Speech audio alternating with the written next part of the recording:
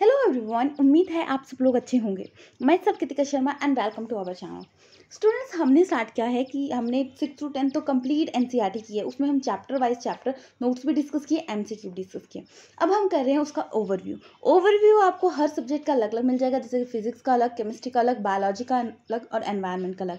ये 6 से लेकर 10 तक का जितना कंसेप्ट है वो यहाँ पे है। ये बहुत ही बेनिफिट है आपके लिए।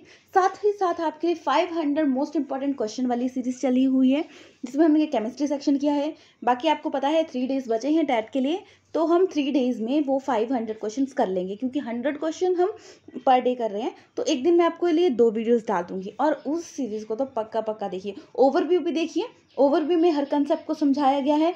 और फिर देखिए आप उस 500 क्वेश्चन को लर्न कर लिए, टिप्स पे कर लिए वो 500 क्वेश्चन।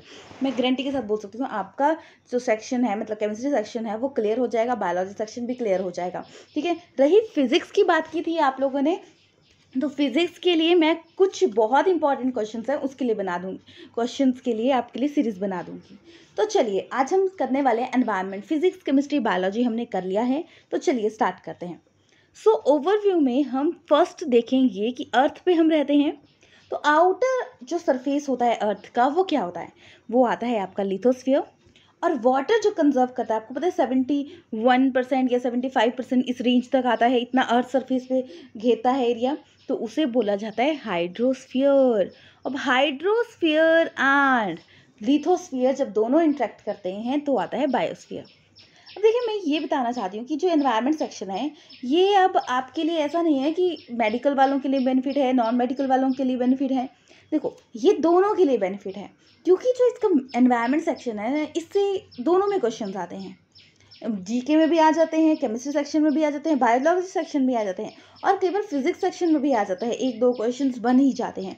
तो 1 घंटे में अगर आपका कंप्लीट हो रहा है, 1-1.5 घंटे में अगर आपको पूरा एनवायरनमेंट कंप्लीट हो रहा है और 2-4 नंबर आपके पक्के बन रहे हैं, तो शायद इतना बुरा नहीं है कि आप पूरी क्लास लगा लीजिए। ठीक है। तो चलिए, इकोसिस्टम वो आता है जिसमें कि living and non living things इकट्ठी रहती हैं। जैसे कि जो कंपोनेंट आते हैं इकोसिस्टम के, वो आते हैं, एक आता है बायोटिक, एक आता है एबायोटिक। बायोटिक मतलब जहाँ लिविंग पार्ट होता है जो इकोसिस्टम का, ठीक है, जो जिंदा चीजें हैं, जैसे कि plants and animal. Non living part वो आता है जो एबायोटिक कंपोनेंट में क्या आ गया? नॉन लिविंग पार्ट, जैसे कि air, water, soil, temperature, mineral. तो डायरेक्ट क्वेश्चन आ जाएगा कि बताओ कौन सा बायोटिक कंपोनेंट है, कौन सा एबायोटिक कंपोनेंट है। पता नहीं होगा तो गया क्वेश्चन। चलिए, अब हम भोजन खाते हैं तो अलग अलग ऑर्गेनिज्म अलग अलग टाइप से भोजन खाते हैं। जैसे कि 2 मोड ऑफ न्यूट्रिशन मेनली है, वो आती है ऑटोट्रॉपिक, एक आती है हिट्रोट्रॉपिक। ऑटोट्रॉपिक में आते हैं प्रोड्यूसर, जो क्या करते हैं, खुद का भोजन बनाते हैं। फिर आता है हिट्रोट्रॉप्स आते हैं कंज्यूमर, जो कि अपने भोजन खुद नहीं बनाते। देखा है किसी इंसान को, मतलब हाथ से तो पकाते हैं, बट अंदर, शरीर के अंदर थोड़ी ना बनाते हैं, तो वो बाहर से लेते हैं न्यूट्रिशन, तो उन्हें बोला जाता है heterotrophs. Take from the other. और देखो, जो ऑटोट्रॉप होते हैं वो कार्बन डाइऑक्साइड से एंड आपका वाटर के साथ मिलके क्या बनाएगा? Glucose in the presence of sunlight, in the presence of chlorophyll. Chlorophyll क्या है? ग्रीन कलर पिगमेंट जो कि प्लांट में प्रेजेंट होता है, जो सनलाइट को ट्रैप करने में हेल्प करता है। फिर आपको बताया था ना, जब हमने केमिस्ट्री सेक्शन किया था, क्लोरोफिल में कौन सा मेटल होता है? मैग्नीशियम। और आपकी निकल गई ऑक्सीजन गैस। अब जो कंज्यूमर आए, जैसे कि हम लोग अलग अलग टाइप के आते हैं, जैसे कि हर्बीवोरस जो सिर्फ ग्रीन फूड्स खाते हैं, जैसे कि प्लांट्स खाते हैं, जो deer, cow, goat etcetera. Carnivores जो मीट भी खाते हैं, एंड आपके जो कार्निवोरस जो सिर्फ मीट खाते हैं। ओमनीवोरस जो आते हैं वो मीट भी खाते हैं, और क्या, एंड जो प्लांट्स भी खाते हैं, दोनों चीज़ें खाते हैं। पैरासिटिक ये क्या होते हैं? इंसान के अंदर रहते हैं और उसी को ही, जैसे कि हो सकता है लीव द होस्ट, ठीक है, होस्ट में रहते हैं और वहाँ से फूड लेते हैं। अब ये कुछ ऐसा हो सकते हैं कि नुकसान भी पहुंचा सकते हैं जिसके अंदर रह रहे हैं, और कुछ ऐसा होते हैं कि नुकसान भी नहीं पहुंचा सकते। तो ये अलग अलग टाइप से आगे, जैसे कि प्रोटोजोआ, हेलमिन्थेस, एक्टोपैरासाइट, ये एग्जाम्पल आ गए। फिर आता है डिकम्पोजर। अब ये चीज़ें यूज़ हो रही हैं तो ख़त्म भी तो होंगी। तो डिकम्पोजर ऑर्गेनिज्म होते हैं, जो डेड डिकेइंग चीज़ें होती हैं उनको खा के और उसको सॉल्युबल फॉर्म में कन्वर्ट करके फिर से प्रोड्यूसर में कन्वर्ट करके, प्रोड्यूसर से फिर वो प्रोसेस आता है। तो प्रोड्यूसर आ गया, कंज्यूमर आ गया, डिकम्पोजर आ रहा है। अब आती है फूड चेन। फूड चेन होती है जिसमें जैसे कि एक चीज़, जैसे कि पहले प्लांट से भोजन बनाया, भोजन को खाया, जैसे कि ह्यूमन बीइंग खा रहे हैं, काऊ गॉड, अलग अलग ऑर्गेनिज्म खा रहे हैं, तो उन ऑर्गेनिज्म को फिर बड़े ऑर्गेनिज्म खाते हैं। जैसे कि डियर ग्रास खाता है तो डियर को फिर कौन खाता है, लॉयन खाता है। तो ये प्रोसेस चलता है। तो ये फूड चेन में आता है कि एक दूसरे को खाएगा। अरे ये अब सोचो, एक दूसरे को खा रहा है तो वो डेंजरस, मर गए लोग, कितना दुख की बात है। देखिए अगर ये चीज़ नहीं होगी ना तो बैलेंस नहीं बचेगा सिस्टम का। मतलब बैलेंस आप बोल सकते हो कि जैसे कि एक दूसरे को नहीं खाएगा, ग्रास को अगर प्लांट नहीं खाएंगे तो क्या होगा, तो ज़्यादा ग्रास हो जाएगा। अगर डियर को लॉयन नहीं खाएगा तो डियर ज़्यादा हो जाएंगे, वो ग्रास ज़्यादा खा लेंगे, ज़्यादा ग्रास खा लिया तो किसी और को नहीं बचेगा। तो ये प्रोसेस आता है पूरा। तो इसलिए food chain is important. Producer, autotrophs and primary consumer, मतलब जो प्रोड्यूसर को खाते हैं वो आते हैं हिट्रोट्रॉप्स, जैसे कि हर्बीवोरस। और फिर आते हैं आपके कंज्यूमर। कंज्यूमर जो हुए जैसे कि कार्निवोरस, जो कि क्या खाते हैं, प्राइमरी कंज्यूमर को खाते हैं। टर्शरी, टर्शरी कई बार जी बोल सकते हो सेकेंडरी को खाते हैं, प्राइमरी को भी खा सकते हैं, प्रोड्यूसर को भी खा सकते हैं। तो ये प्रोसेस रहता है। आपको पता है सनलाइट एनर्जी देता है। अर्थ सिर्फ 1% एनर्जी को अपने अंदर रहती है, और सारी एनर्जी जैसे कि जो सोलर एनर्जी है वो यूज़ होती है, और सारी एनर्जी यूज़ नहीं होती। देखो 1% एनर्जी यूज़ होती है तो कितना कुछ हो जाता है 1% में ही। वही, और एक टॉपिकल जैसे प्रोड्यूसर थे, फिर प्राइमरी कंज्यूमर आए, ठीक है। जो ये प्रोसेस है इसमें हर जो लेवल था उसमें 10% एनर्जी ही जाएगी। जैसे कि माना नीचे थी 6000, ऊपर कितनी रहेगी 600, फिर रह जाएगी आपके पास 60, फिर 0.60, इस तरीके से 10% नेक्स्ट लेवल पे रहेगी। तो कई बार ये क्वेश्चन आता है कि कितने percent of energy tropical level में ट्रांसफर होती है, 1%।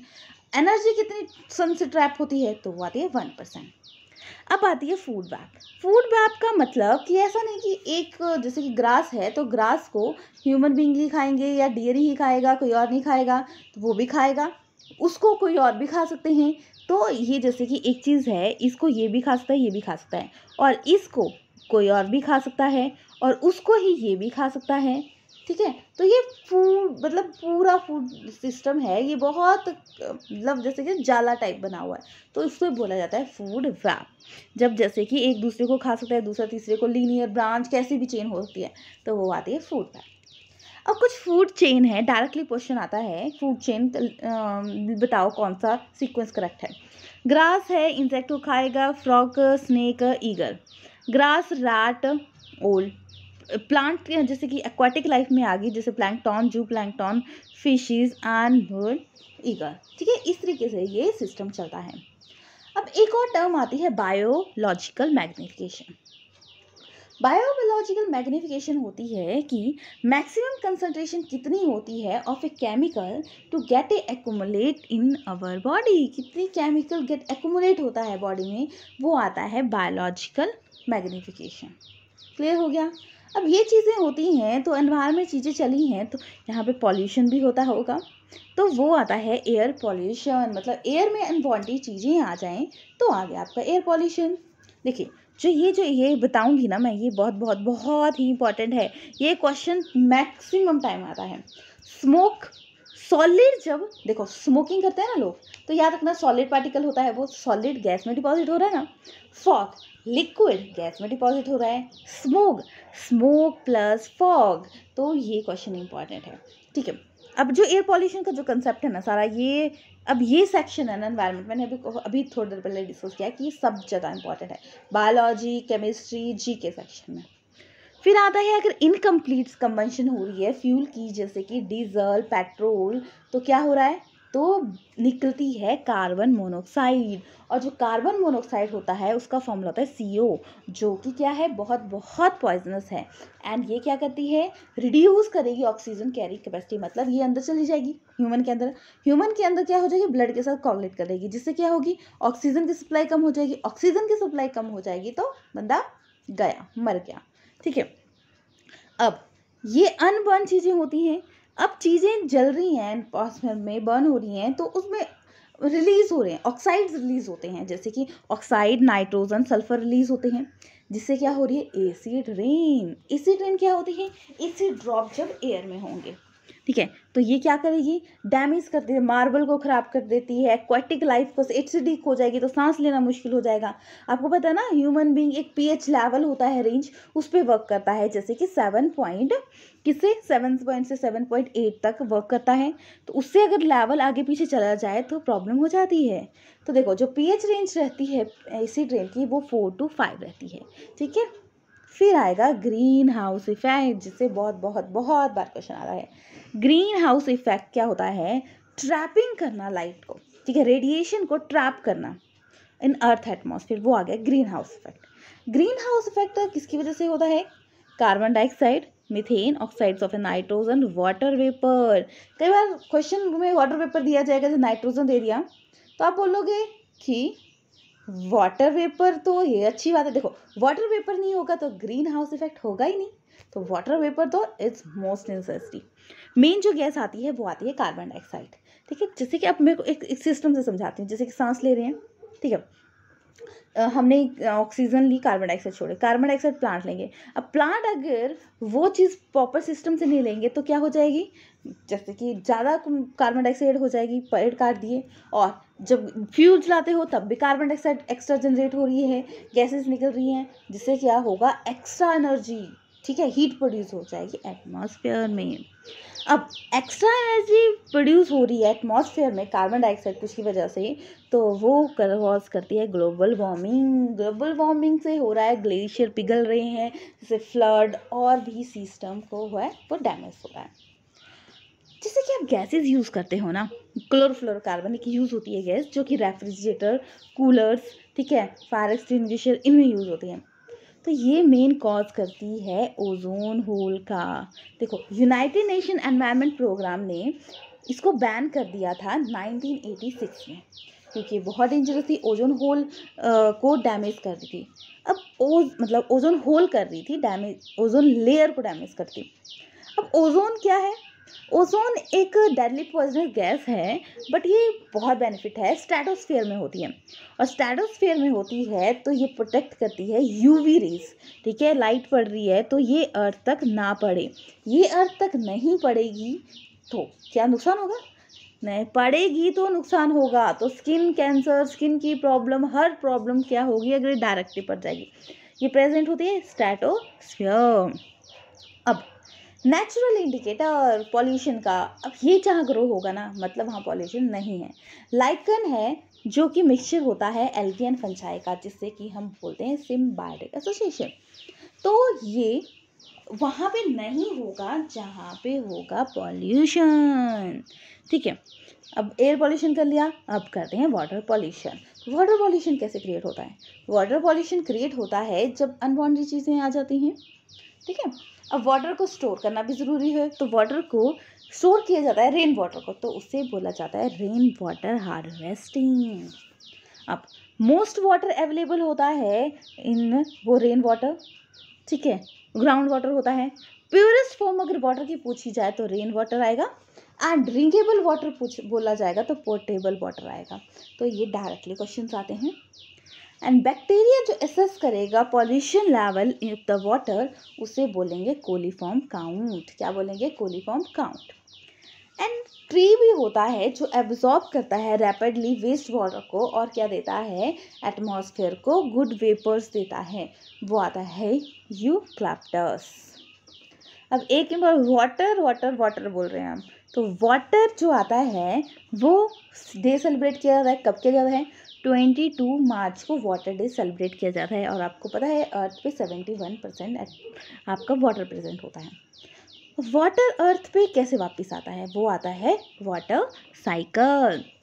देखो यहाँ पे है आपके पानी, ठीक है, नदी है, नदी से इवेपोरेट हो रहा है, प्लांट से ट्रांसपिरेशन मेथड से हो रहा है, और नदी में जो एक्स्ट्रा पानी है सब जगह वो इवेपोरेशन से हो रहा है। इवेपोरेशन से ऊपर जाके हो रहा है कंडेंस, मतलब गैसेस फॉर्म में कन्वर्ट हो गया, और गैसियस से फिर प्रेसिपिटेट के रूप में आता है अर्थ पे। किस रूप में आता है?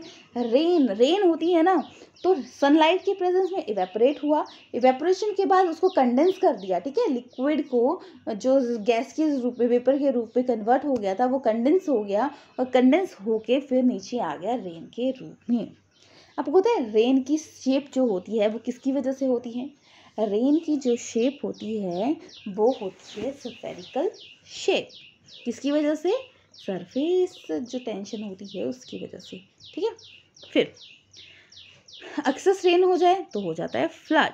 लेस अमाउंट में एयर जो आपका अमाउंट हो तो रेन का, तो हो जाता है ड्राउट, मतलब पानी की कमी। अब ग्राउंड वाटर मेन सोर्स होता है, तो ग्राउंड वाटर में पानी कैसे जाता है? वो जाता है इनफिल्ट्रेशन मेथड से। एंड ग्राउंड वाटर स्टोर करता है बहुत बहुत लेयर के बीच में, जिसे बोला जाता है एक्वीफर। अब वाटर डिप्लीट हो रहा है किसकी वजह से? इंक्रीज कर रही है पॉपुलेशन, इंक्रीज हो रही है industry, increase agriculture. Water pollution हो रहा है, इसके लिए एक लॉन्च किया गंगा एक्शन प्लान था, वो लॉन्च किया गया था 1985 में, क्योंकि वहाँ पे क्या है, पॉल्यूशन ज़्यादा हो गया था गंगा में, तो ये प्लान लॉन्च किया गया। क्लोरिनेशन एक बेस्ट मेथड आता है जिससे कि आप प्योरीफाई करते हैं वाटर को। अब वाटर को प्योरीफाई नहीं करेंगे तो डिसीजेज होती हैं। कौन कौन सी होती हैं? तो वो होती हैं cholera, typhoid, polio, manganese, hepatitis and dysentery. Water pollution को 3 तरीके से आप रिड्यूस कर सकते हो, जैसे कि रीयूज़ करना, रीयूज़ करना। रिड्यूस किया चीज़ों को पहले, तो कम किया, रीयूज़ किया एंड रिसाइकिल किया। अब ये जो 3R का सिस्टम है ये हर जगह अप्लाई होता है, ठीक है, हर किसी केस में। अगर हाई स्पीड होगी किसी चीज़ की, विंड, ठीक है, high speed of a wind and low pressure होगा, हाई स्पीड और लो प्रेशर, तो क्या कॉज होता है? साइक्लोन। आपको पता है ना, हमारे एटमॉस्फेयर में एक फिक्स टेम्परेचर, एक फिक्स प्रेशर पे वर्क करता है हर चीज़ें, ठीक है। थोड़ी बहुत वेरिएशन होती है कभी कभी, बट अगर ज़्यादा ही वेरिएशन आ जाए विंड में तो होता है साइक्लोन। अमेरिका में जो साइक्लोन है उसको नाम बोला जाता है ह्यूरिकेन। फिलीपींस एंड जापान में बोला जाता है टाइफून। आपको पता है साइक्लोन से कितना नुकसान होता है? उड़ीसा में एक बार 1999 में तूफान आया था 18 अक्टूबर को, जो कि 200 किलोमीटर पर आवर की स्पीड था, और जिससे कि क्या डैमेज होता है साइक्लोन से? हाउसिंग, ट्रीज, सिस्टम, हर सब कुछ नुकसान हो जाता है। ये तो समझ आ गया। फिर 29 अक्टूबर को फिर एक बार तो चलो ठीक है कंट्रोल कर लिया, पर 29 अक्टूबर को फिर से आ गया उसी ईयर, मतलब उसी मंथ, ठीक है। तो वो था, वो उससे भी ज़्यादा स्पीड में था, जिससे कि बहुत नुकसान हुआ था उस टाइम। अगर अनइवन, देखो विंड कब चलती है? जब अब अनइवन हीटिंग होती है अर्थ। देखो आपको पता है रात को ठंडा होता है, दिन को गर्म होता है, कैसा मौसम होता है, कोई कैसा होता है, अनइवन हीटिंग हो रही है हर जगह से, तो वो होती है विंड मूवमेंट। और इंस्ट्रूमेंट जो यूज़ किया जाता है विंड स्पीड को मेज़र करने के लिए वो होता है आपका एनीमोमीटर। और रेन गॉज जो इंस्ट्रूमेंट होता है वो मेज़र करता है रेनफॉल, और ये अभी रिसेंट 1-2 साल पहले क्वेश्चन आया है, बायो में आया था ये question. Rain gauge instrument measure किस लिए किया जाता है? रेनफॉल के लिए। अब हम करने वाले हैं एनर्जी। एनर्जी क्या होती है? किसी काम को करने के लिए जो हमें ताकत मिलती है, ये बेस करती है law of conservation of energy. मतलब energy can neither be created nor be destroyed, but एक फॉर्म से दूसरे फॉर्म में एनर्जी कन्वर्ट होती है। इसके यूनिट आते हैं जूल। वो जूल आता है किलो केजी मीटर स्क्वायर पर सेकेंड। अब डिफरेंट टाइप्स ऑफ एनर्जी, जैसे मस्कुलर एनर्जी होती है doing work, electric energy running various object, chemical energy cooking के लिए, अलग अलग टाइप की एनर्जी होती है। अब सोर्स जो रहते हैं हमारे किस चीज़ के? एनर्जी के, तो वो आते हैं, एक आते हैं कन्वेंशनल, एक आते हैं नॉन कन्वेंशनल। कन्वेंशनल आते हैं non renewable source. Non renewable source क्या होते हैं? अगर उनको बैलेंस करके यूज़ ना किया जाए तो वो क्या हो जाते हैं? ख़त्म हो जाते हैं। और वहीं आता है नॉन कन्वेंशनल रिन्यूएबल सोर्स, जो कि अगर अब ये कंटिन्यू होता है मिलेगा, इसके लिए आपको कुछ सैड होने की जरूरत नहीं है कि ये ख़त्म हो जाएंगे या होगा, ये अनलिमिटेड है। बट कन्वेंशनल सोर्स लिमिटेड है। जैसे कॉमर्शियल आ गया आपके coal, petrol, electricity. Non commercial fire wood, straw, dry dung. और नॉन कन्वेंशनल सोर्स आ गए, ठीक है, wind energy, bio energy, tidal energy, solar energy, energy from the urban waste. अब हम इनके बारे में डिटेल में करते हैं। कन्वेंशनल सोर्स ऑफ एनर्जी जैसे कि फॉसिल फ्यूल आता है, ये नॉन रिन्यूएबल सोर्स है, आपको पता है, इलेक्ट्रिसिटी जनरेट करने में काम करता है। And would is the most common source of A heat energy. Fossil fuel generate कैसा होता है? फॉसिल फ्यूल जनरेट होता है अगर बहुत टाइम तक अर्थ के में डेड डिकेइंग चीज़ें समाज ही रहें तो वहाँ पे जनरेट होता है आपका फॉसिल फ्यूल। डिसएडवांटेज होते हैं इसके, क्योंकि इसको बर्न करने से oxides of A carbon and nitrogen release होता है जिससे कि कॉज होती है एसिड रेन, और extra amount of A carbon dioxide release होता है जिससे कि कॉज होता है ग्रीन हाउस इफेक्ट। यानी एक तो ये खत्म हो जाएगी यूज़ करने के बाद, उससे ज़्यादा अगर एक्स्ट्रा यूज़ करोगे तो नुकसान पहुंचेगा एनवायरनमेंट को, तो कितना डेंजरस है, तो यूज़ क्यों करना, ठीक है। अब एक इंस्ट्रूमेंट आता है डायनमो। डायनमो कन्वर्ट करता है mechanical energy to electric energy, और ये क्वेश्चन फिजिक्स में टीजीटी में भी आया हुआ है और ऐसे भी पूछा जाता है। अब आता है आपका thermal power plant. Thermal power plant में हीट होता है एनर्जी, जैसे कि थर्मल एनर्जी मतलब हीट से समझ आ रहे हैं, ठीक है। Fuel to produce a heat energy convert electric energy. Fossil fuel इसके लिए यूज़ किया जाता है। अब आती है हाइड्रो पावर प्लांट। हाइड्रो मतलब वाटर, वाटर से रिलेटेड है। वाटर से रिलेटेड मतलब इलेक्ट्रिसिटी प्रोड्यूस करने में यूज़ होता है, रेन्यूएबल एनर्जी है।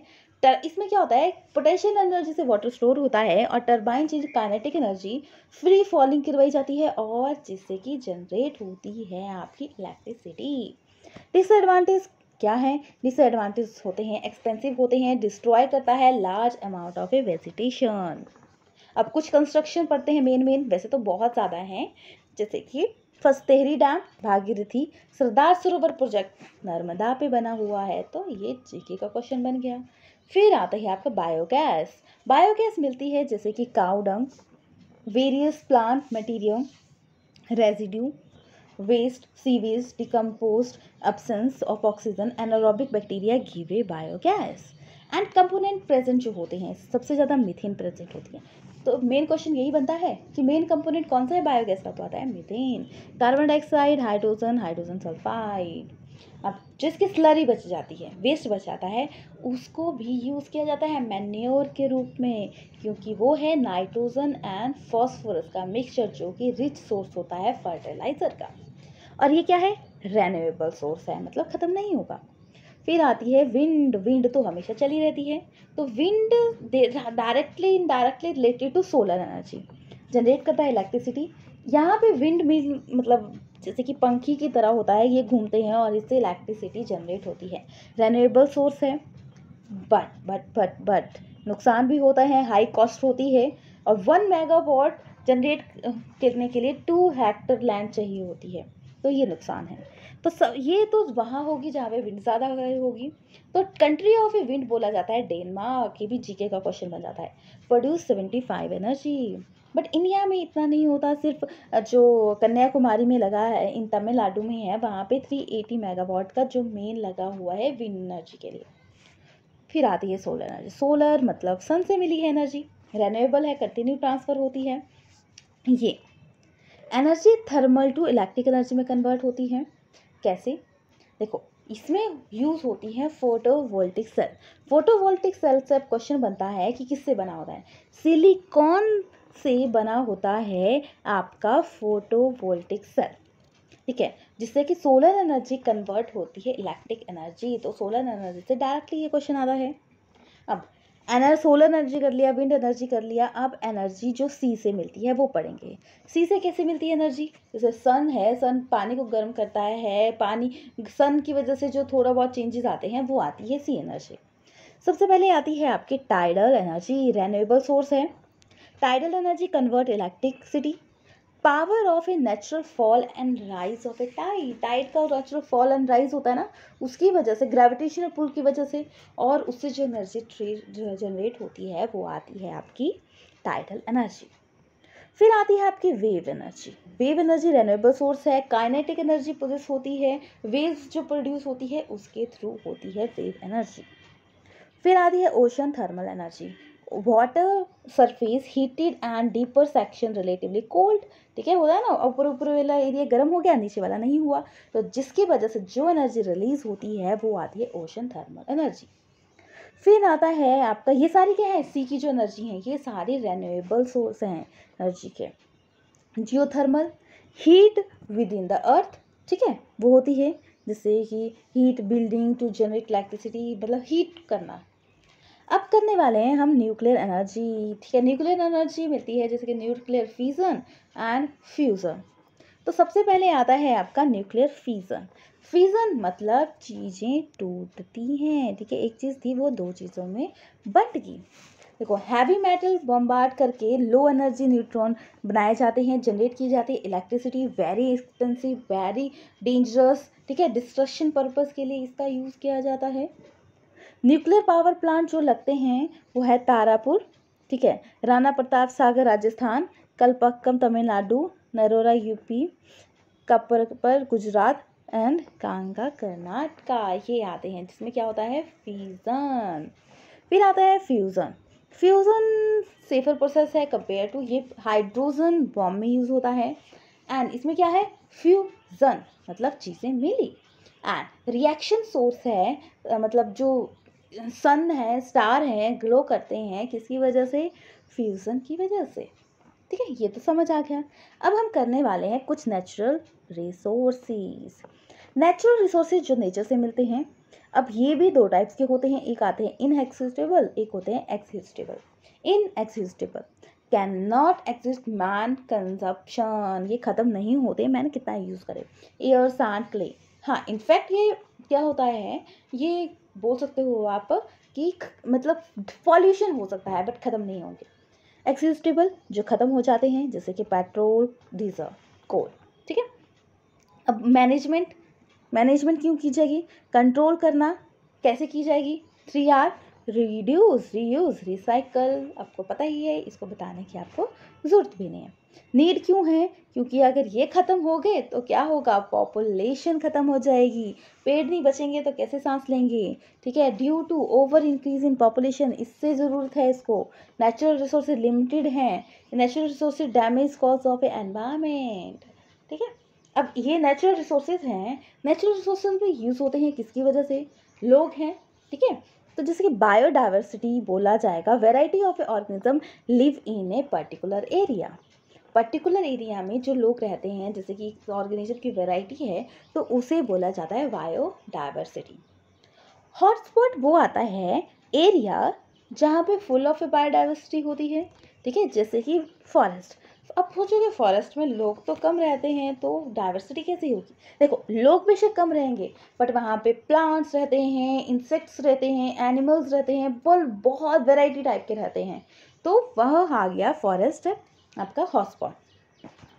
अब आता है स्टेक होल्डर, पर्सन जो होते हैं, जो इंटरेस्ट होते हैं, कंसर्न फॉर समथिंग, मतलब किसी चीज़ से रिलेटेड। स्टेक होल्डर जैसे डिपेंड, जो फॉरेस्ट पे डिपेंड रहते हैं, लोकल पीपल अपने चीज़ों के लिए लकड़ी, फूड, कुछ उस पर डिपेंड रहते हैं। Forest department, government who land control the resources, वो होते हैं। फिर इंडस्ट्री वुड वगैरह कहाँ से लेते हैं, आपके फॉरेस्ट से। वाइल्ड लाइफ नेचर में स्टोर रहती है। अब नेचर में वाइल्ड लाइफ से रिलेटेड जो काम किया था वो क्या था, अमृता देवी बिश्नोई ने। इन्होंने जोधपुर राजस्थान में खेजरी ट्री, जो कि खेजरी विलेज में है, उस पर वर्क किया था। इन्होंने उस टाइम उसको काट रहे थे, मतलब डैमेज पहुंचा रहे थे, तो इन्होंने उसके लेके प्रोटेस्ट किया था। फिर आता है अरेबियन फॉरेस्ट, जिस जो भी सॉल्ट ट्री वहाँ होता है उस पर जो किया था वर्क A.K. बनर्जी ने किया था, ठीक है। अब ये क्यों किया था इन्होंने प्रोटेस्ट, आखिर क्योंकि ये चीज़ें नेचुरल रिसोर्स ख़त्म हो गए तो कहाँ से लाओगे आप, ठीक है, तो ये लिमिटेड चीज़ें हैं। फिर आता है डिफॉरेस्टेशन, मतलब कटिंग करना फॉरेस्ट को। इससे क्या क्यों होता है, इंडस्ट्री इंक्रीज हो रही है, बिल्डिंग बन रही है, इसलिए ऐसा होता है। Effect of A deforestation, soil halogen, desertification, desertification का मतलब क्या हो रहा है, बिछ गई हैं चादरों की तरह, ठीक है, मतलब प्लेन हो गया है सब कुछ, पेड़ कट गए हैं, डेजर्ट बन गया है। Flood, climate change, destruction of a wild life. फिर आता है आपका चिपको आंदोलन। चिपको आंदोलन में क्या था कि हक कर लिया था ट्री के साथ लोगों ने ताकि उसको काट ना सके। तो और जो ये बात की थी रानी गढ़वाल थे मेन लीडर, उन्होंने ये काम किया था हिमालय में। अब ये चीज़ें थी, ये चीज़ें इसलिए थी क्योंकि उन्हें प्रिजर्व करना था किसी चीज़ को, ठीक है, नुकसान ना रहे उसके लिए था। तो उसके लिए वाइल्ड लाइफ जो कंट्रोल करता था, जैसे कि सेंचुरीज हैं एरिया जहाँ पे प्रोटेक्ट किया जाता है एनिमल्स को any disturbance of A their habitat. फिर नेशनल पार्क बनाए गए ताकि चीज़ों को आप कंट्रोल कर सके, वाइल्ड लाइफ को कंट्रोल कर सकते हैं। नेशनल पार्क में रिजर्व फॉर वाइल्ड लाइफ, ठीक है, फ्रीली रिसोर्स हो सके। एंड बायोस्फीयर रिजर्व आता है large area to protect the land for conserve for wildlife, plants, animal and local people वहाँ से काम कर सकते हैं। जैसे पंचमेती बायोस्फीयर रिजर्व में वन नेशनल पार्क आता है सतपुरा, 2 वाइल्ड लाइफ सेंचुरी आती है बोरी एंड पंचमरी, ठीक है। अब देखो इन जो रिजर्व एरिया है ना, यहाँ पे पर्टिकुलर कोई हर जगह फेमस चीज़ होती है ना, तो जैसे कि बायोस्फीयर रिजर्व है, जो प्लांट पर्टिकुलर एरिया में फेमस होते हैं उसे बोला जाता है फ्लोरा। एनिमल जो पर्टिकुलर एरिया में फेमस होते हैं वो आता है फौना, ठीक है। तो जैसे कि प्लांट फ्लोरा आ गए, प्लांट्स में सॉल्ट, टीक, मैंगो, जामीन, सिल्वर फॉर्न, ठीक है, ये आ गए। और आपका एनिमल्स आ गए जैसे कि बुलबुल, बर्किंग डियर, चीता, लेपर्ड, अलग अलग जगह के अलग अलग होते हैं। फिर आती है आपकी इंपॉर्टेंट टर्म एनेडेमिक स्पीसीज, वो स्पीसीज जो कि पर्टिकुलर एरिया में पाई जाती है। जैसे हमने फ्लोरा फौना किया, ये पर्टिकुलर एरिया के फ्लावर थे, और एंडेमिक स्पीसीज जो स्पेसिफिक पर्टिकुलर एरिया में आए। जैसे पंचमेती बायोस्फीयर का फौना था sal and wild mango, and fauna आ गया फ्लाइंग स्क्वैरल, बेसन गेम स्क्वायर भी बोला जाएगा इसको, ठीक है। Satpura national park first reserve park था, यहाँ पे रॉक शेल्टर भी मिल जाएंगे आपको, ठीक है। प्रिजर्व किया गया फौना एंड फ्लोरा का। अब आती है एक टर्म एंड डेंजरस एनिमल, जो कि क्या होते हैं, जिनके नंबर ख़त्म होने को आ गए हैं, ठीक है। जैसे होता है ना कि ये ख़त्म होने वाला है, ये ख़त्म हो गया, तो वो एंड डेंजरस एनिमल्स में आ गए। रेड डेटा बुक होती है जिसमें रिकॉर्ड किया जाता है एंड डेंजरस एनिमल को, ठीक है। डिफॉरेस्टेशन किया, कटिंग ऑफ द प्लांट। फिर आता है रिफॉरेस्टेशन, फिर से प्लांट को एस्टैब्लिश करना। अब देखो फूड का मेन सोर्स क्या है, plants, animal, agriculture, animal husbandry, ठीक है। अब एग्रीकल्चर से रिलेटेड जैसे कि एग्रीकल्चर प्लांट्स लगाओ, जैसे किसान मरने लग गए तो ग्रीन रिवॉल्यूशन आया, वो थी related agriculture. Milk revolution related था आपका वाइट रिवॉल्यूशन, ठीक है, वाइट रिवॉल्यूशन रिलेटेड था मिल्क से। अब हमें फूड मिलता है, carbohydrate, protein, fats, oils, vitamin, इतनी चीज़ें मिलती हैं। रिच सोर्स क्या है कार्बोहाइड्रेट का, कार्बोहाइड्रेट का रिच सोर्स होता है cereal such as wheat, rice, maize, millet, sorghum। Protein का रिच सोर्स होता है gram, pea, black gram, pigeon pea and lens.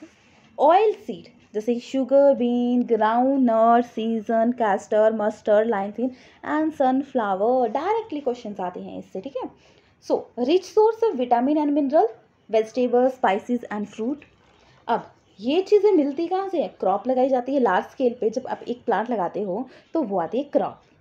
अब जो क्रॉप ग्रो होती है रेनी सीजन में, जैसे कि जून टू अक्टूबर, उसे बोला जाता है खरीफ। देखो वो रेन सीजन में लगेगी जिसको पानी ज़्यादा चाहिए होता है, पेडी, सोयाबीन, मेज, कॉटन, ग्राउंडनट, शुगरकेन, मतलब जिन्हों में पानी ज़्यादा चाहिए होता है, ज़्यादातर ऑयली चीज़ें बोल सकते हो आप। फिर दूसरी आती है आपकी रबी। रबी आती है आपकी जो कि विंटर सीजन में लगती है, November to April. Wheat, gram, mustard, linseed, ये इसके एग्जाम्पल आ गए।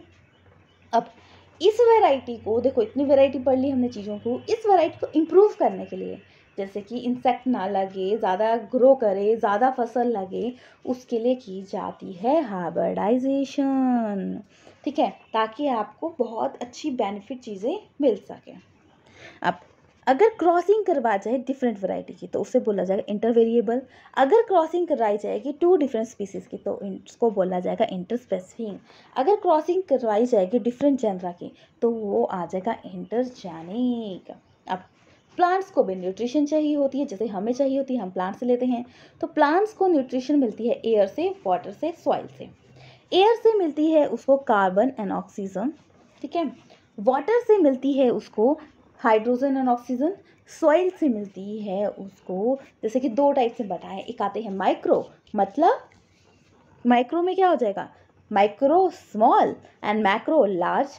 जो 30 टोटल क्या थे 16 आ गए, और जो सॉइल से मिले हैं वो आते हैं 13। तो देखिए जो आपका माइक्रो है, मैक्रो जो आते हैं, मैक्रो जो आ गया nitrogen, phosphorus, potassium, calcium, magnesium, sulphur, और जो माइक्रो में आ गए वो आ गया आपका जैसे कि आयरन, एमन, bromine, boron, zinc, copper, molybdenum and chlorine. अब ये तो उन्हें नेचुरल सोर्स से एनर्जी मिलती है, बट वहाँ से एनर्जी कम ना मिले तो क्या किया जाता है, तो उन्हें प्रोवाइड करवाई जाती है जैसे कि मैन्योर। जो मैन्योर मिलती है वो मिलती है आपको एक्सक्रीट्स ऑफ एनिमल वेस्ट से, प्लांट वेस्ट से मिलती है, जो क्या होती है, एक ऑर्गेनिक है और रिच सोर्स होता है, ह्यूमस से रिच होता है। ठीक है, कैसे क्रिएट होते हैं, ठीक है, बायोलॉजिकल जो प्रोसेस से मैन्योर तैयार होती है उसे बोला जाता है compost and vermi compost. Compost हो जाती है डिकम्पोजिशन ऑफ क्या चीज़, एक्सक्रीटा, ठीक है, वो आगे कंपोस्टिंग वेस्ट मटेरियल से, और जो कंपोस्टिंग में हेल्प करता है वो आती है वर्मी कंपोस्ट, जो कि आती है अर्थवॉर्म। अर्थवॉर्म क्या करती है, कंपोस्ट मतलब कन्वर्ट करती है। देखिए ना, कई जगह होगा जैसे कि मतलब कई जगह मैंने देखा था कि वहाँ पे अर्थवॉर्म को ही ग्रो किया जाता है कुछ टाइम तक, मॉइस्चर जैसा उसको चाहिए होता है ताकि ज़्यादा अर्थवॉर्म हो, और उसको फील्ड में डाल दिया जाता है। फील्ड में डालने की वजह से क्या होता है, वो क्या करती है, मैन्योर में कन्वर्ट करती है और सॉल्युबल फॉर्म में, और उस प्लांट्स को न्यूट्रिशन देती है। ग्रीन वेस्ट से जो आई वो ग्रीन मैन्योर। अब फिर आता है फर्टिलाइज़र। फर्टिलाइज़र होता है जो कि कंपनियों में तैयार किया जाता है, ठीक है, रिच सोर्स होता है आपका nitrogen, phosphorus and potassium. But excess use किया जाए फर्टिलाइजेशन का तो क्या होता है, वाटर पॉल्यूशन। शॉर्ट टर्म के लिए आप फर्टिलाइजर का यूज कर सकते हो, बट लॉन्ग टर्म के लिए आप मैन्योर, तो बोलते हैं ना कि सब चीज़ों को पूरा सीक्वेंस से करो, ऐसा नहीं कि कुछ भी करते रहो। तो हर चीज़ अगर आप प्रॉपर टाइम पे करोगे तो, और जैसे कि शॉर्ट टर्म के लिए आप रट्टा मार सकते हो, पर लॉन्ग टर्म याद रखने के लिए आपको चीज़ों को समझना पड़ेगा। सो अभी तो आपको रिवीजन ही करना है, क्योंकि टॉपिक वाइज तो मैंने कर लिया था, बट आई थिंक 2-3 दिन बचे हैं, आपके पास इतना टाइम नहीं है। सो इस वीडियो को देख लीजिएगा। फिर आती है फार्मिंग सिस्टम विद मिनिमम और no use of a chemical fertilizer, herbicide, pesticide, वो आता है ऑर्गेनिक फार्मिंग। जैसे कि आप प्रॉपर फर्टिलाइज़र का यूज़ नहीं करते हो, जब फर्टिलाइज़र का यूज़ करते हो वो ऑर्गेनिक फार्मिंग नहीं आती। Bio agent such as a culture. अब देखो, एक और चीज़ बताती, ऑर्गेनिक फार्मिंग क्यों नहीं करते लोग, क्योंकि इसके लिए मेहनत ज़्यादा लगती है, ज़्यादा पैसा लगता है, फिर क्योंकि टाइम ज़्यादा लगता है ना इसको, और फर्टिलाइज़र पेस्टिसाइड यूज़ कर लिए, चीज़ें यूज़ कर ली तो कर लिया, बट यहाँ पे यूज़ नहीं किया जाता। नेचुरल चीज़ें यूज़ की जाएंगी अगर यूज़ भी किए जाएंगे इसके लिए, ठीक है। बायो एजेंट जैसे कल्चर किए जाएंगे, blue green algae, preparation of bio fertiliser, Neem, turmeric, और जैसे कि इन चीज़ों को यूज़ किया जाएगा बायो पेस्टिसाइड की तरह। जैसे केमिकल मेथड नहीं यूज़ करना हो तो ये मेथड यूज़ किए जाते हैं। प्रॉपर सप्लाई होगी वाटर की, वो आता है इरिगेशन। अब इरिगेशन जो होती है वो कैसे होती है, वेल से होती है, कैनाल से होती है, रिवर लिफ्ट से, टैंक से।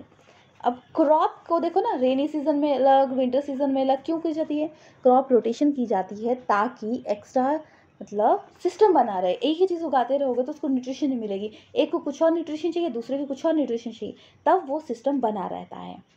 अब प्लांट के साथ अनवांटेड चीज़ें उग जाएं उसे बोलते हैं वीड, जैसे जैंथियम, आगे आपका पेरेंथियम, साइप्रिनियम, ठीक है, ये चीज़ें आके। डिसीज़ भी होती हैं प्लांट्स में, किसकी वजह से, बैक्टीरिया, वायरस की वजह से। एंड रिड्यूस की जाए डिसीज़ को किसकी वजह से, pesticide, herbicide, insecticide and fungicide, ठीक है। अब बायोटिक फैक्टर के बारे में हमने कर लिया था। एनिमल्स को पालने को बोलते हैं animal husbandry. Cattle husbandry 2 purpose से की जाती है, एक मिल्क, एक तो काम करने के लिए। इंडिया में जो कैटल जो मेन जो है 2 डिफरेंट स्पीसीज, वो आती है बोस इंडिका काऊ की, बोस बुल्बस बफेलो की। मिल्क प्रोड्यूसिंग जो फीमेल्स होती हैं उसे बोला जाता है मिलेज एनिमल। लॉन्ग लैक्टेशन पीरियड होता है जर्सी एंड ब्राउन सीज का, मतलब ज़्यादा टाइम तक मिल्क देती है, एक्सोटिक है एंड फॉरेजन ब्रीड है। फिर आती है आपकी डिसीज रेजिस्टेंस, ठीक है, जैसे कि एक ज़्यादा दूध देती है, एक को बीमारी नहीं लगती, ठीक है, तो दोनों को अगर हाइब्रिडाइजेशन की जाए तो क्या मिलेगी, एक बेस्ट स्पीसीज जनरेट होगी जो कि बीमार भी नहीं होगी और मिल्क भी देगी।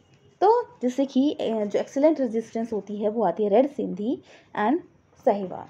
ठीक है, ये आ गई। फिर एनिमल जो कॉज करेंगे जैसे कि डिसीज़ करेंगे major viral bacterial disease through vaccination cure किया जाता है।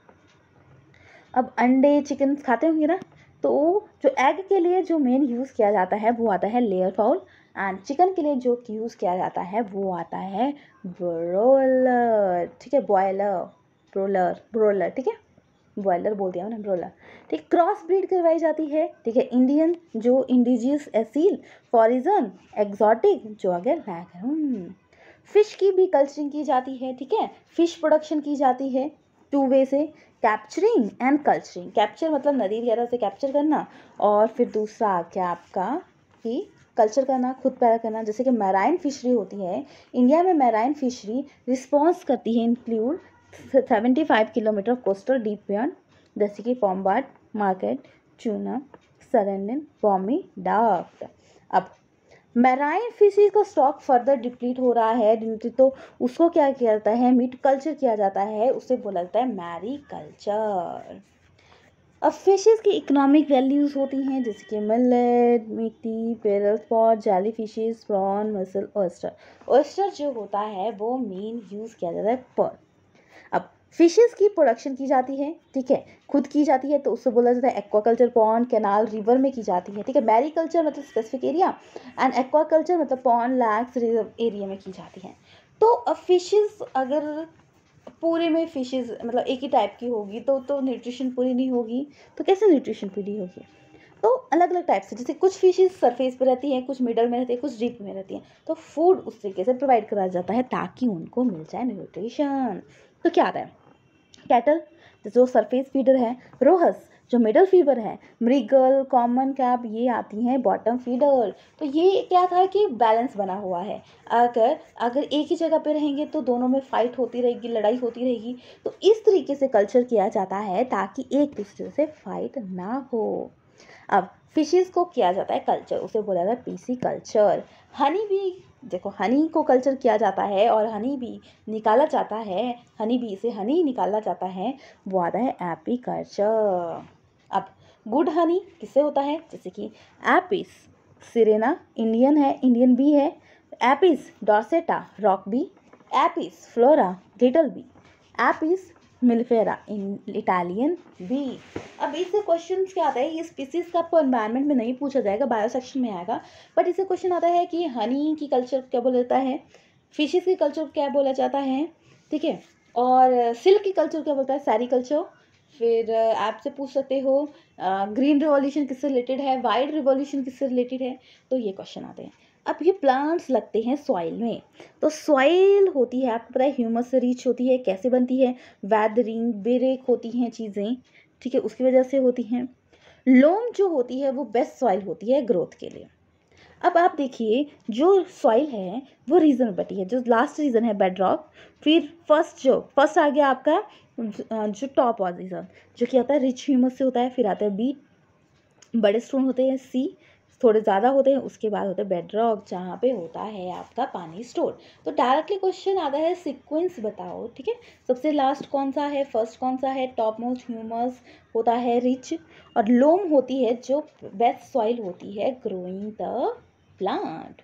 अब देखिए सॉइल टाइप्स पढ़ेंगे, देखो जिस सॉइल होंगे जिसमें बिग पार्टिकल होंगे तो उसे बोलेंगे सैंडी, सॉइल जिसमें बिल्कुल फाइन पार्टिकल होंगे clay, large and fine particle mix होंगे तो वो आता है लोम, एंड लोमी सॉइल मिक्स होगी sand clay another type of soil तो उसे बोला जाता है सिल्ट। अब पानी कितना ऑब्जर्व करती है सॉइल उससे पता लगेगा ना कि उसकी कैपेसिटी कितनी है, तो वो आता है परकोलेशन। ठीक है, देखो परकोलेशन रेट जैसे कि amount of water and percolation time, कितने टाइम में कितना वाटर एब्जॉर्ब करती है वो आता है। परकोलेशन रेट क्या होता है, हाई होता है क्ले में क्योंकि वो वाटर ज़्यादा एब्जॉर्ब करती है। ठीक है, हाउ मच वाटर जैसे कि पर कितना ऑब्जॉर्ब करती है कितना नहीं करती, तो वो आता है। तो समझ आ गया ना percolation, how much water not absorb by the soil, तो ये पूरा सीखो सर। एब्जॉर्प्शन जो वाटर का सॉइल का निकाला जाएगा वो आता है परसेंटेज ऑफ एब्जॉर्ब, जो कि आता है U minus V upon 50 into 100। Initial volume of measuring cylinder, ठीक है, U आ गया। फाइनल V वेट 50 ग्राम। अब आते हैं क्वेश्चन। पर्कुलेशन रेट से कि नॉट एब्जॉर्ब कितना हुआ, ये क्वेश्चन नहीं आता। डायरेक्ट आपको आएगा सॉइल ऑरिजिन से आएगा, और फिर क्वेश्चन आएगा कि किस सॉइल के लिए कौन सी लगती है। जैसे क्ले एंड लोमी के लिए में बेस्ट सीरियल के लिए होती हैं क्ले ऑर्गेनिक मैटर, जैसे stable wheat and paddy. Loamy होती है लेंटिसेल के लिए। लोमी जिस लहनी एंड लोमी मिक्स होती है कॉटन के लिए। और रिमूव किया जाएगा टॉमोसोल को तो क्या बोला जाता है, सॉइल एरोजन। अब सॉइल हो गया, फूड हो गया, बट अगर फूड को सॉइल को प्रॉपरली नहीं मेंटेन किया गया तो होती है प्रॉब्लम, तो होती है फिजिकल डिसीजीज। कि आपने प्रॉपर डाइट नहीं ली, प्रॉपर वर्क नहीं किया, तो आपको अनकंफर्टेबल फील होगा। अनकंफर्टेबल फील होगा क्योंकि डिसीज होती है। अब डिसीज टू टाइप्स की आती है, एक आती है एक्यूट, एक होती है क्रोनिक। एक्यूट मतलब स्मॉल टाइम के लिए जो डिसीज होती हैं, जैसे कि कोल्ड, हेडेक, जो थोड़े मेडिसिन से हो जाएगी, शाम तक ठीक होगी, अगले दिन ठीक होगी, इस टाइप की। फिर दूसरी आती हैं क्रोनिक, जो कि होती हैं लॉन्ग टर्म के लिए, जिससे कि बहुत डैमेज पहुंचता है आपकी लाइफ को, जैसे कि एलिफेंटिस, पोलियो, कैंसर। देखिए ये डिजीजेस तब होती है ना, जैसे आपने फूड खाया, प्रॉपर नहीं खा रहे हो, ठीक है, प्रॉपर मेंटेन नहीं कर रहे हो लाइफ को, कुछ भी खाते रहते हो, कुछ बैलेंस नहीं है चीज़ें, ठीक है, या कुछ जेनेटिक डिसीजेस भी हो सकती हैं, तो वो आती हैं, इस तरीके से होती हैं। अब कॉज जो होते हैं डिसीजेस के, एक होता है इन्फेक्टिशियस, एक होते हैं नॉन इन्फेक्टिशियस। इन्फेक्टिशियस जो इमीडिएट मतलब इमीडिएट रिस्पॉन्स करते हैं, एंड और दूसरे होते हैं नॉन इन्फेक्टिशियस जो इमीडिएट नहीं करते, जैसे कैंसर, डायबिटीज, जेनेटिक डिसऑर्डर, ये धीरे धीरे धीरे धीरे धीरे डैमेज करते हैं, एकदम नहीं होता। अब जो इन्फेक्टिशियस एजेंट्स होते हैं जो फटाफट कॉज करते हैं, वो आते हैं virus, bacteria, fungi, protozoa. Virus जैसे common cold, influenza, dengue fever, AIDS, bacteria, typhoid, tuberculosis, anthrax. Fungus से स्किन डिसीज होती हैं, प्रोटोजोआ, मलेरिया, काला आजार, ठीक है, लेशमानिया डोनोविनी से होता है काला आजार। देखो वायरस पे एंटीबायोटिक काम नहीं करती हैं, बट बैक्टीरिया पे एंटीबायोटिक काम करती है, क्योंकि इनका सिस्टम वेरी करता है इसकी वजह से। अब डिसीजेज भी टू टाइप्स की होती हैं, एक आती है कम्युनिकेबल, एक आती है नॉन कम्युनिकेबल। कम्युनिकेबल जो डिसीज़ आपकी डायरेक्ट एयर से, वाटर से, फिजिकल कंटेंट से अलग अलग टाइप की होती हैं, वो आती है communicable diseases. Common cold, pneumonia, tuberculosis. अब डिसीज़ जो एयर से होती हैं, कम्युनिकेबल डिसीज़ पढ़ रहे हैं ना, जैसे कि कोल्ड, निमोनिया, ट्यूबरक्लोसिस। वाटर से कलेरा, प्रॉपर आप नहीं मेंटेन करेंगे। सेक्सुअल कॉन्टैक्ट, एड्स, सिफिलिस, ठीक है, तो ये होती हैं। अब कुछ क्या होते हैं, एनिमल होते हैं, इंटरमीडिएट होते हैं डिसीज कैरी करने के लिए, मतलब उनको अफेक्ट नहीं करेगा, बट अगर उनको किसी चीज़ में मतलब हो गया तो उससे किसी और को हो जाएगा, वैसे वेक्टर। या बोल सकते हो उनमें वो प्रॉब्लम होती है, वो मतलब उनके लिए वो नॉर्मल है, बट हमारे लिए वो डेंजरस हो जाता है अगर वो बाइट करते, तो वो आते हैं वेक्टर, ठीक है। अब कुछ माइक्रो ऑर्गेनिज्म करेंगे, जैसे कि अगर माइक्रो ऑर्गेनिज्म कैसे जाएंगे तो क्या कॉज होता है, अगर माउथ से गए तो टाइफाइड, ठीक है, लीवर में गए तो जॉन्डिस, लंग में गए ट्यूबरक्लोसिस, ब्रेन में गए तो हेडेक, वॉमिटिंग, अनकॉन्शियसनेस। अब हम करेंगे कुछ ऐसे नेम्स जिनसे बैक्टीरियाज जिनसे की प्रॉब्लम होती है, जैसे कि स्ट्रेप्टोकोकस बैक्टीरिया जिससे कि होती है एक्ने की प्रॉब्लम। ट्रिपैनोसोमा प्रोटोजोआ से होती है स्लीपिंग सिकनेस। लेशमानिया जो प्रोटोजोआ होता है उससे होती है काला आजार। प्रिंसिपल ट्रीटमेंट कैसे की जाएगी, ताकि प्रॉपर सैनिटाइजेशन करवाई जाए, माइक्रोऑर्गेनिज्म को किल किया जाए। आप कैसे बच सकते हो, बच इससे सकते हो कि अब देखो आजकल कोरोना चला है, कैसे बचोगे आप, मास्क लगा के जाओ, सैनिटाइज करो, तो वैसे ही जैसे कि अब कोई डिसीज़ कैसे होती है उसके मुताबिक उसकी प्रिपरेशन होती है। क्लियर हो गया, तो ये तो हमारे इलनेस, सॉइल, सब कुछ आ गया।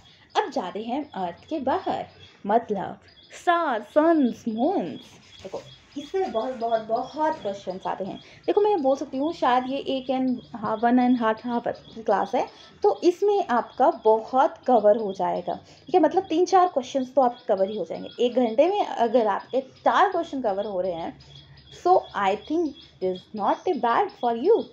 तो चलिए स्टार्ट करते हैं।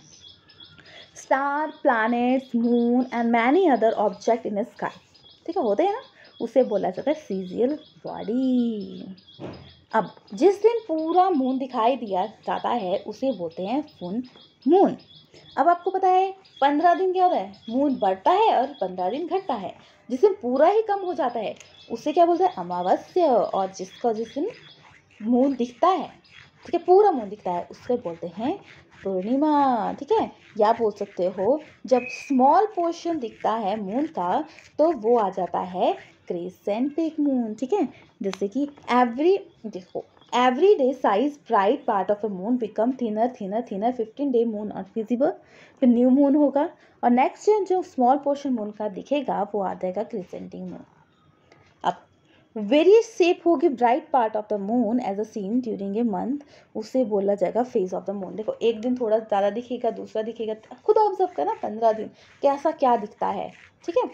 अब मून रिवॉल्व करता है अराउंड द अर्थ, जैसे कि आप बोल सकते हो ये आपका, जैसे कि सॉरी, देखो आप बोल सकते हो कि जैसे कि ये अर्थ है, मून रिवॉल्व करता है इस एरिया में आपका क्या, मून रिवॉल्व कर रहा है, ये अर्थ आ गई।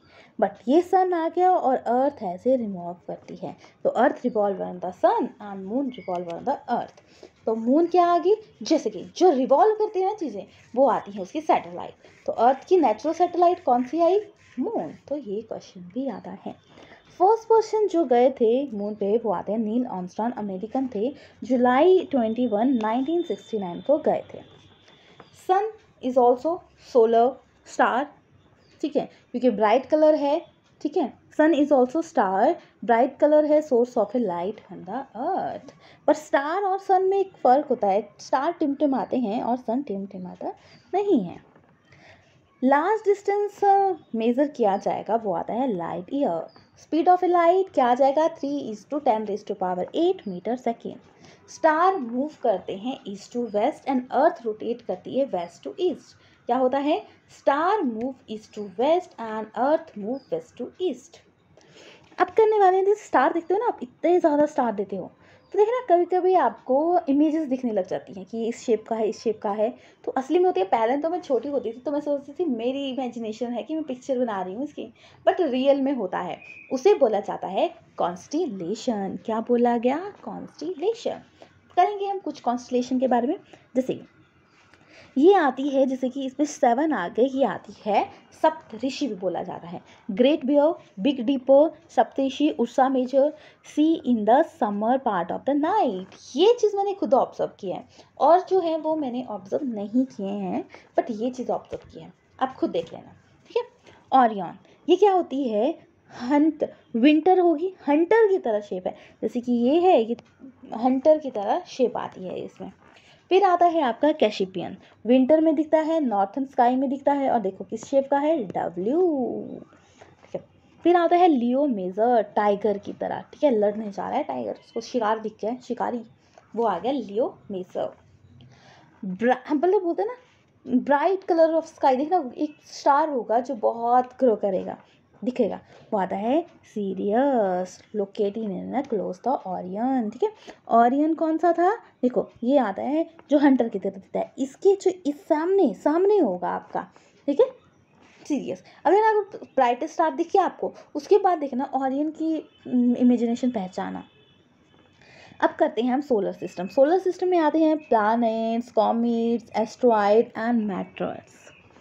सन, सन क्या है, देखा है ना, सन सब देखते हैं, सुबह अर्घ तो देते होंगे, पानी चढ़ाना जिसे बोलते हैं, तो अर्घ तो देते हैं सूरज को, तो सबने देखा है, क्योंकि मेन सोर्स है लाइट का अर्थ पे। अगर सोचो अर्थ ना, मतलब अर्थ नहीं सॉरी, अर्थ पे सन ना आए तो क्या होगा, सो सोचो इमेजिनेशन रात ही रहेगी, रात रात को आपको लाइट में ही जगा के काम करना पड़ेगा, सो प्लांट्स ग्रो नहीं करेंगे, सो इमेजिन भी नहीं कर सकते कि क्या हो सकता है। अब मैं जो ये तो कर लिया, अब आता है आपका planet, look like a star but they do not have a own light, ठीक है, दे merely reflect the sunlight fall on the दम, ठीक है।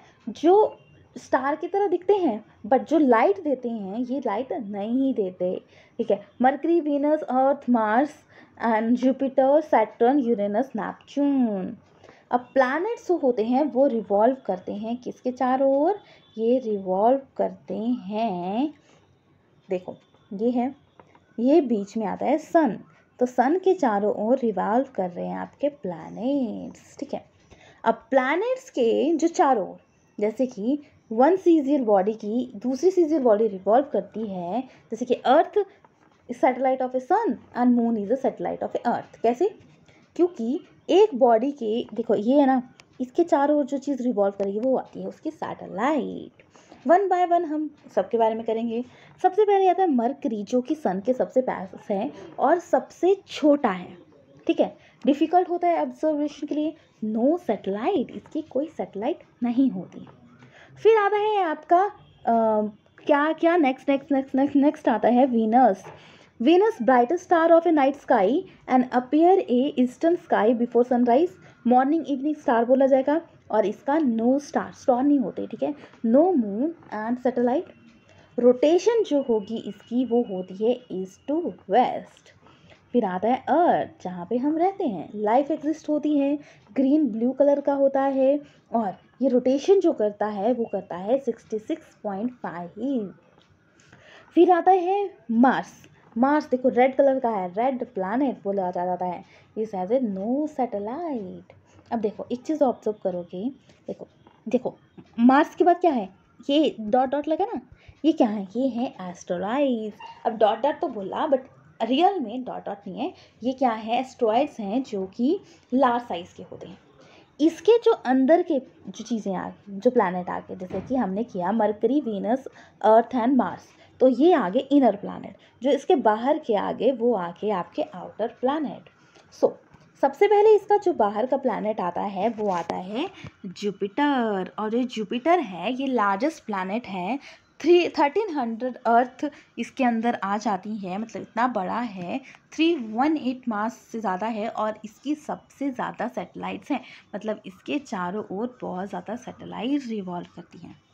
फिर आता है आपका सैटर्न। देखो सैटर्न कितनी प्यारी गोल सी रिंग है, येलो कलर की है, लार्ज सैटेलाइट है, हाई लीस्ट डेंसिटी होती है। फिर आता है यूरेनस एंड नेपच्यून, ये आउटर प्लैनेट है, rotate to east to west. तो ये आ गया आपका inner and outer planet. Question क्या आता है, इनर प्लैनेट कौन सा है, आउटर प्लैनेट कौन सा है। सो ये तो हो गया। फिर आती है कॉमेट्स। कॉमेट्स होती है आपकी, ब्राइट हेड होता है, ठीक है, और उसकी होती है long tail, tail directly away from the sun. जो आ गया आपका, देखो ये जो है हैली कॉमेट्स दिखा था 1986 में, जो कि 76 ईयर बाद दिखेगा अब नेक्स्ट, ठीक है। ऊपर से क्या होगा आपका मोटा, और नीचे से तेल होगी उसकी। फिर आता है आपका meteoroid and meteoroids. Arise due to friction and high speed होगी, ग्लो एंड इवेपोरेट क्विकली, ठीक है, बहुत हाई स्पीड होती है, ग्लो करता है, इवेपोरेट क्विकली करता है। और ये क्या है, मेट्रॉइड्स, शूटिंग स्टार भी बोला जाता है, bright sticking light in the sky. But meteoroids जो आता है अर्थ तक इवेपोरेट हो जाते हैं कंप्लीटली, एंड फिर ग्लो नहीं करते, देखते हैं, बोलते हैं शूटिंग स्टार, तो वो होता है, जैसे कि आप ये चीज़ देख सकते हो, जब बोलते हैं ना टूटता तारा विश मांगो, तो वो होते हैं मेट्रॉइड्स एंड मेट्रॉइड्स। मेट्रियोर्स मतलब जो शानी करता है, और जब उसको इवेपोरेट हो जाती है वो होती है मेट्रॉइड्स। अब सैटेलाइट्स क्या हमने, अब आती है आर्टिफिशियल सैटेलाइट्स, जो कि ह्यूमन बीइंग द्वारा बनाई गई हैं, जो कि आर्यभट्टा फर्स्ट इंडियन थी, इनसैट, IRS, कल्पा एंड एड्यूसैट, ये आती हैं आपकी आर्टिफिशियल सैटेलाइट्स। फिर यूज़ किस लिए किए जाते हैं, आपके फोरकास्टिंग के लिए, वेदर के लिए, ट्रांसमिशन के लिए, टेलीविज़न के लिए, रेडियो सिग्नल के लिए, टेलीकम्युनिकेशन के लिए एंड रिमोट सेंसिंग के लिए आर्टिफिशियल सैटेलाइट का यूज़ किया जाता है। सो आपका हो गया कंप्लीट एनवायरनमेंट सेक्शन। अगर आप इसको देख लेते हो ना, तो आपका बहुत 2-4 क्वेश्चंस तो ठीक होंगे ही, क्योंकि 2-4 क्वेश्चन हम ये नहीं बोल सकते कि पर्टिकुलर बायो में आएंगे, पर्टिकुलर फिजिक्स में आएंगे, पर्टिकुलर केमिस्ट्री में आएंगे या GK में आएंगे, बट आएंगे ज़रूर, 4 एंड 5 क्वेश्चन आएंगे ज़रूर। तो 1 घंटे में 4 एंड 5 क्वेश्चन आपके कंप्लीट हो रहे हैं तो बुरी बात नहीं है। सो होगी आपकी क्लास ख़त्म। और इसके साथ साथ मैं आपको बता दूं, हमने किया है 500 प्लस क्वेश्चन की सीरीज़, जिसमें कि हम करने वाले हैं 500 मोस्ट इंपॉर्टेंट क्वेश्चंस। और वो आप ज़रूर कीजिएगा, क्योंकि अगर वो 500 क्वेश्चंस आपके क्लियर हो गए ना, तो गारंटी के साथ बोल सकती हूँ कि आपका टेस्ट क्लियर हो जाएगा। सो अब करना है आपको, लाइक करना है, शेयर करना है, सब्सक्राइब करना है, साथ साथ कमेंट करना है, क्योंकि आपके लाइक शेयर मोटिवेट करते हैं बेटर काम करने के लिए। साथ साथ आपको बेल आइकन दबाना है ताकि आपको नोटिफिकेशन मिल जाए। और वो 500 क्वेश्चन पक्के पक्के कीजिए, क्योंकि उन क्वेश्चंस में मैंने मेडिकल हो, नॉन मेडिकल हो, केमिस्ट्री सेक्शन के सभी इंक्लूड किए हैं। 100 क्वेश्चन मैंने अपलोड कर दिए हैं और आपको मिल जाएंगे टेस्ट से पहले। ठीक है, अब क्या करना है, अब शेयर कर दीजिए। ठीक है, थैंक्स फॉर वॉचिंग।